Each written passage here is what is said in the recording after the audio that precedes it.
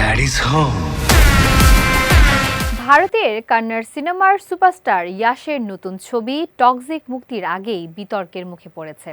ছবির টিজারটি প্রকাশের সঙ্গে সঙ্গে সোশ্যাল মিডিয়ায় ভাইরাল হলেও তা নিয়ে গুরুতর অভিযোগ উঠেছে। ভারতের আম আদমি পার্টির মহিলা শাখা অভিযোগ করেছে, টিজারের একটি দৃশ্য নারী অবমাননা এবং অশ্লীলতা ছড়াচ্ছে এবং এটি সমাজের নৈতিকতা ও মূল্যবোধকে আঘাত করছে। ৮ জানুয়ারি ইয়াশের ৪০তম জন্মদিনে প্রকাশিত টিজারটি পরিচালনা করেছেন গীতু মোহন দাস। বিশেষভাবে টিজারের একটি দৃশ্যে ইয়াশের সঙ্গে গাড়ির ভেতরে থাকা নারীকে সংক্ষিপ্ত সময়ের জন্য দেখানো হয়েছে।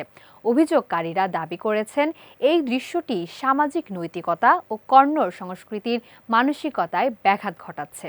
এএপির কর্ণাটক রাজ্য মহিলা শাখা রাজ্য মহিলা কমিশনে আনুষ্ঠানিক অভিযোগ জমা দিয়েছে।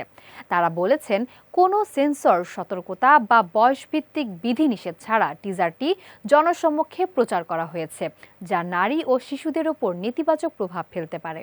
এএপির রাজ্য সম্পাদক উষা মোহন জানিয়েছেন, সামাজিক নৈতিকতা রক্ষা এবং সমাজের দুর্বল অংশের সুরক্ষার স্বার্থে এই ধরনের কন্টেন্ট অবিলম্বে সরানো উচিত। আমরা সরকার ও পুলিশকে দ্রুত পদক্ষেপ নেওয়ার আহ্বান জানাচ্ছি। এই বিতর্ক সিনেমার প্রচারণায় অতিরিক্ত নজর কাড়লেও মুক্তি বা সেন্সর জটিলতা তৈরি হবে কিনা তা এখনও নির্ধারিত হয়নি। টক্সিক ছবিতে ইয়াশের বিপরীতে অভিনয় করেছেন দক্ষিণী লেডি সুপারস্টার নয়নতারা। এছাড়া গুরুত্বপূর্ণ চরিত্রে রয়েছেন কিয়ারা আদভানি, রুক্মিণী বসন্ত, হুমা কোরেশি এবং তারা সুতারিয়া।